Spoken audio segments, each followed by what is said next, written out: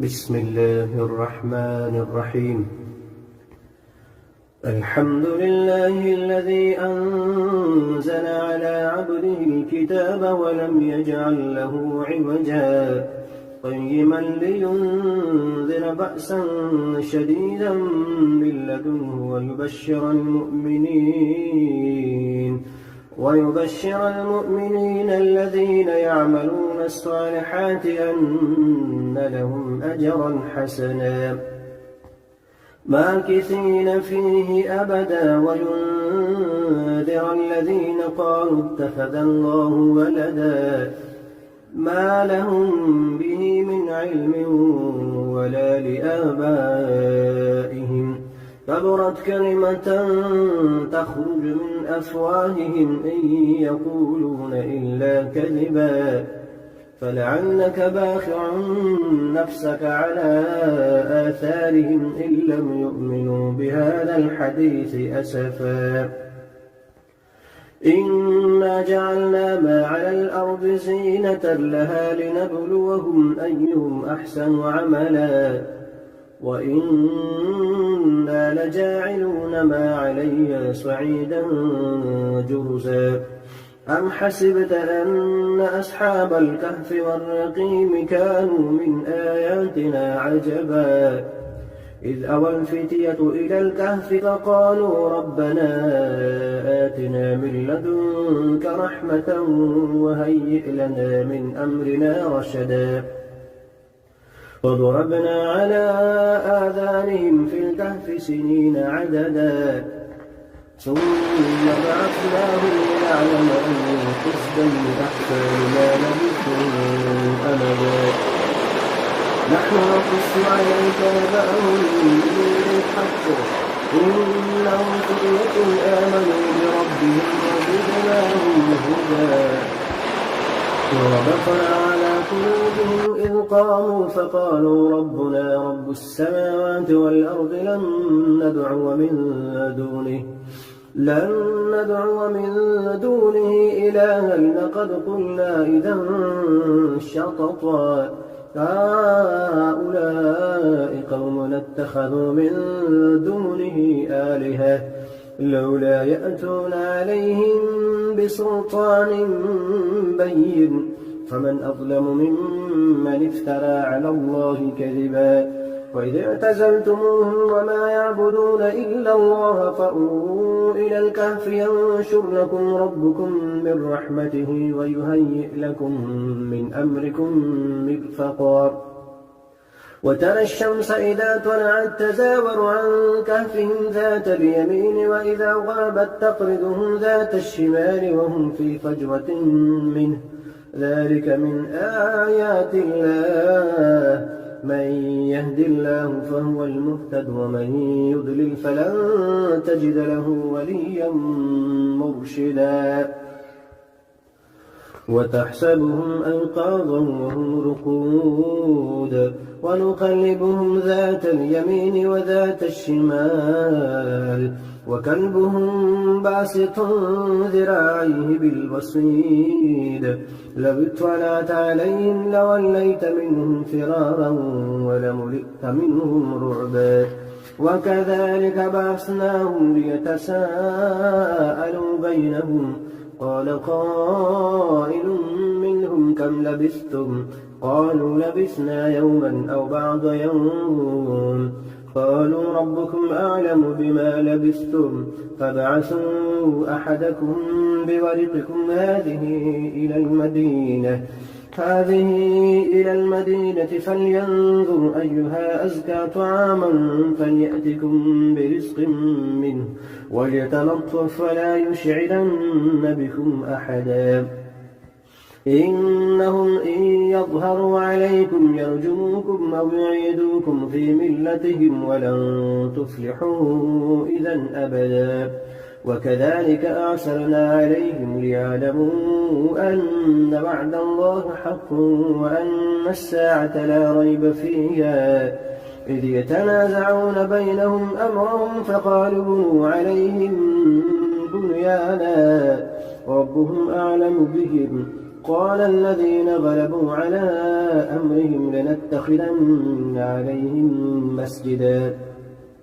سيقولون ثلاثة رابعهم كلبهم ويقولون خمسة سادسهم كلبهم رجما بالغيب ويقولون سبعة وثامنهم كلبهم قل ربي أعلم بعدتهم ما يعلمهم إلا قليل فلا تمار فيهم إلا مراء ظاهرا ولا تستفت فيهم منهم أحدا ولا تقولن لشيء إني فاعل ذلك غدا إلا أن يشاء الله واذكر ربك إذا نسيت وقل عسى أن يهديني ربي لأقرب من هذا رشدا ولبثوا في كهفهم 300 سنين وازدادوا 9 قل الله أعلم بما لبثوا له غيب السماوات والأرض أبصر به وأسمع ما لهم من لدونه من ولي ولا يشرك في حكمه أحدا واتل ما أوحي إليك من كتاب ربك لا مبدل لكلماته ولن تجد من دونه ملتحدا واصبر نفسك مع الذين يدعون ربهم بالغداة والعشي يريدون وجهه ولا تعد عيناك عنهم تريد زينة الحياة الدنيا ولا تطع من أغفلنا قلبه عن ذكرنا واتبع هواه وكان أمره بسم الله الرحمن الرحيم لا أقسم بهذا البلد وأنت حل بهذا البلد ووالد وما ولد قد خلقنا الإنسان في كبد يغاث بماء كالمهل يشوي الوجوه بئس الشراب وساءت مرتفقا إن الذين آمنوا وعملوا الصالحات إنا لا نضيع أجر من أحسن عملا أولئك لهم جنات عدن تجري من تحتهم الأنهار يحلون فيها من أسابر من ذهب ويلبسون ثيابا خضرا من سندس واستبرق متكئين فيها على الأرائك نعم الثواب وحسنت مرتفقا واضرب لهم مثلا رجلين جعلنا لأحدهما جنتين من أعناب وحففناهما بنخل وجعلنا بينهما زرعا كلتا الجنتين آتت أكلها ولم تظلم منه شيئا وفجرنا خلالهما نهرا وكان له ثمر فقال لصاحبه وهو يحاوره أنا أكثر منك مالا وأعز نفرا ودخل جنته وهو ظالم لنفسه قال ما أظن أن تبيد هذه أبدا وما أظن الساعة قائمة ولئن رددت إلى ربي لأجدن خيرا منها منقلبا قال له صاحبه وهو يحاوره أكفرت بالذي خلقك من تراب ثم من نطفة ثم سواك رجلا لكن هو الله ربي ولا أشرك بربي أحدا ولولا إذ دخلت جنتك قلت ما شاء الله لا قوة إلا بالله إن ترني أنا أقل منك مالا وولدا فعسى ربي أن يؤتيني خيرا من جنتك ويرسل عليها حسبانا من السماء فتصبح صعيدا زلقا أو يصبح ماؤها غورا فلن تستطيع له طلبا وأحيط بثمره فأصبح يقلب كفيه على ما أنفق فيها وهي خابية على عروشها ويقول يا ليتني لم أشرك بربي أحدا ولم تكن له فئة ينصرونه من دون الله وما كان منتصرا هنالك الولاية لله الحق هو خير ثوابا وخير عقبا. واضرب لهم مثل الحياة الدنيا كماء إن أنزلناه من السماء فاختلط به نبات الأرض فأصبح هشيما تذروه الرياح وكان الله على كل شيء مقتدرا. المال والبنون زينة الحياة الدنيا والباقيات الصالحات خير عند ربك ثوابا وخير أملا. ويوم نسير الجبال وترى الأرض بارزة وحشرناهم فلم نغادر منهم أحدا وعرضوا على ربك صفا لقد جئتمونا كما خلقناكم أول مرة بل زعمتم أن لن نجعل لكم موعدا. ووضع الكتاب فترى المجرمين مشفقين مما فيه ويقولون يا ويلتنا ما لهذا الكتاب لا يغادر صغيرة ولا كبيرة إلا أحصاها ووجدوا ما عملوا حاضرا ولا يظلم ربك أحدا.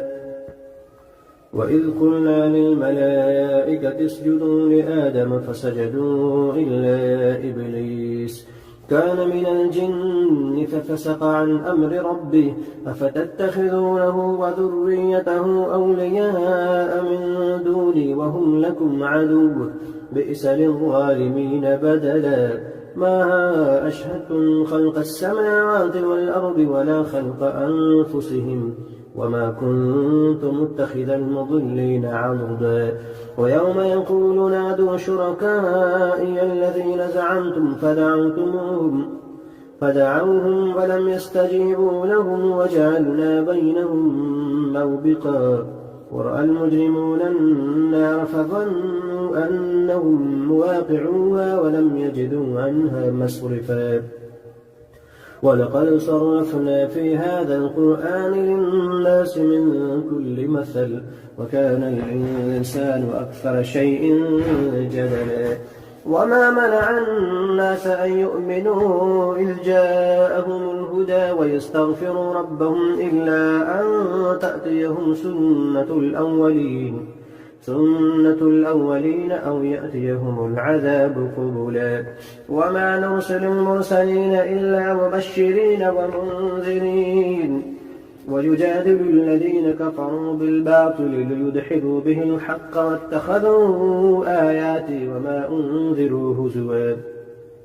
ومن أظلم ممن ذكر بآيات ربه فأعرض عنها ونسي ما قدمت يداه إنا جعلنا على قلوبهم أكنة أن يفقهوه وفي آذانهم وقرا وإن تدعهم إلى الهدى فلن يهتدوا إذا أبدا. وربك الغفور ذو الرحمة لو يؤاخذهم بما كسبوا لعجل لهم العذاب بل لهم موعد لن يجدوا من دونه موئلا. وتلك القرى أهلكناهم لما ظلموا وجعلنا لمهلكهم موعدا. وإذ قال موسى لفتاه لا أبرح حتى أبلغ مجمع البحرين أو أمضي حقبا فلما بلغا مجمع بينهما نسيا حوتهما فاتخذ سبيله في البحر سربا فلما جاوزا قال لفتاه آتنا غداءنا لقد لقينا من سفرنا هذا نصبا قال أرأيت إذ أوينا إلى الصخرة فإني نسيت الحوت وما أنسانيه إلا الشيطان أن أذكره واتخذ سبيله في البحر عجبا قال ذلك ما كنا نبغي فارتد على آثارهما قصصا فوجدا عبدا من عبادنا آتيناه رحمة من عندنا وعلمناه من لدنا علما قال له موسى هل أتبعك على أن تعلمني مما علمت رشدا قال إنك لن تستطيع معي صبرا وكيف تصبر على ما لم تحط به خبرا قال ستجدني إن شاء الله صابرا ولا أعصي لك أمرا قال فإن اتبعتني فلا تسألني عن شيء حتى أحدث لك منه ذكرا فانطلقا حتى إذا ركبا في السفينة خرقها قال أخرقتها لتغرق أهلها لقد جئت شيئا إمرا. قال ألم أقل إنك لن تستطيع معي صبرا. قال لا تؤاخذني بما نسيت ولا ترهقني من أمري عسرا. فانطلقا حتى إذا لقيا غلاما فقتله قال أقتلت نفسا زكية بغير نفس لقد جئت شيئا نكرا. قال ألم نقل لك إنك لن تستطيع معي صبرا. قال إن سألتك عن شيء بعدها فلا تصاحبني قد بلغت من لدني عذرا. فانطلقا حتى إذا أتيا أهل قرية استطعما أهلها فأبوا أن يضيفوهما فوجدا فيها جدارا يريد أن ينقض فأقامه. قال لو شئت لاتخذت عليه أجرا. قال هذا فراق بيني وبينك سأنبئك بتأويل ما لم تستطع عليه صبرا. أما السفينة فكانت لمساكين يعملون في البحر فأردت أن أعيبها وكان وراءهم ملك يأخذ كل سفينة غصبا. وأما الغلام فكان أبواه مؤمنين فخشينا أن يرهقهما طغيانا وكفرا فأردنا أن يبدلهما ربهما خيرا منه زكاة وأقرب رحما. وأما الجدار فكان لغلامين يتيمين في المدينة وكان تحته كنز لهما وكان أبوهما صالحا فأراد ربك أن يبلغا أشدهما ويستخرجا كنزهما رحمة من ربك وما فعلته عن أمري ذلك تأويل ما لم تستطع عليه صبرا. ويسألونك عن ذي القرنين قل سأتلو عليكم منه ذكرا. إنا مكنا له في الأرض وآتيناه من كل شيء سببا فأتبع سببا حتى إذا بلغ مغرب الشمس وجدها تغرب في عين حمئة ووجد عندها قوما. قلنا يا ذا القرنين إما أن تعذب وإما أن تتخذ فيهم حسنا. قال أما من ظلم فسوف نعذبه ثم يرد إلى ربه فيعذبه عذابا نكرا. وأما من آمن وعمل صالحا فله جزاء الحسنى وسنقول له من أمرنا يسرا. ثم أتبع سببا حتى إذا بلغ مطلع الشمس وجدها تطلع على قوم لم نجعل لهم من دونها سترا كذلك فقد أحطنا بما لديه خبرا. ثم أتبع سببا حتى إذا بلغ بين السدين وجد من دونهما قوما لا يكادون يفقهون قولا. قالوا يا ذا القرنين إن يأجوج ومأجوج مفسدون في الأرض فهل نجعل لك خرجا على أن تجعل بيننا وبينهم سدا. قال ما مكنني فيه ربي خير فأعينوني بقوة أجعل بينكم وبينهم ردما. آتوني زبر الحديد حتى إذا ساوى بين الصدفين قال انفخوا حتى إذا جعله نارا قال آتوني أفرغ عليه قطرا. فما استطاعوا أن يظهروه وما استطاعوا له نقبا. قال هذا رحمة من ربي فإذا جاء وعد ربي جعله دكا وكان وعد ربي حقا. وتركنا بعضهم يومئذ يموج في بعض ونفخ في السور فجمعناهم جمعا وعرضنا جهنم يومئذ للكافرين عرضا. الذين كانت أعينهم في غطاء عن ذكري وكانوا لا يستطيعون سمعا. أفحسب الذين كفروا أن يتخذوا عبادي من دوني أولياء إنا أعتدنا للكافرين نزلا. قل هل ننبئكم بالأخسرين أعمالا الذين ضل سعيهم في الحياة الدنيا وهم يحسبون أنهم يحسنون صنعا أولئك الذين كفروا بآيات ربهم ولقائه فحبطت أعمالهم فلا نقيم لهم يوم القيامة وزنا إن الذين آمنوا ذلك جزاؤهم جهنم بما كفروا واتخذوا آياتي ورسلي هزوا إن الذين آمنوا وعملوا الصالحات كانت لهم جنات الفردوس نزلا خالدين فيها لا يبغون عنها حولا قل لو كان البحر مدادا لكلمات ربي لنفد البحر قبل أن تنفد كلمات ربي ولو جئنا بمثله مددا قل إنما أنا بشر مثلكم يوحى إلي أنما إلهكم إله واحد فمن كان يرجو لقاء ربه فليعمل عملا صالحا ولا يشرك بعبادة ربه أحدا.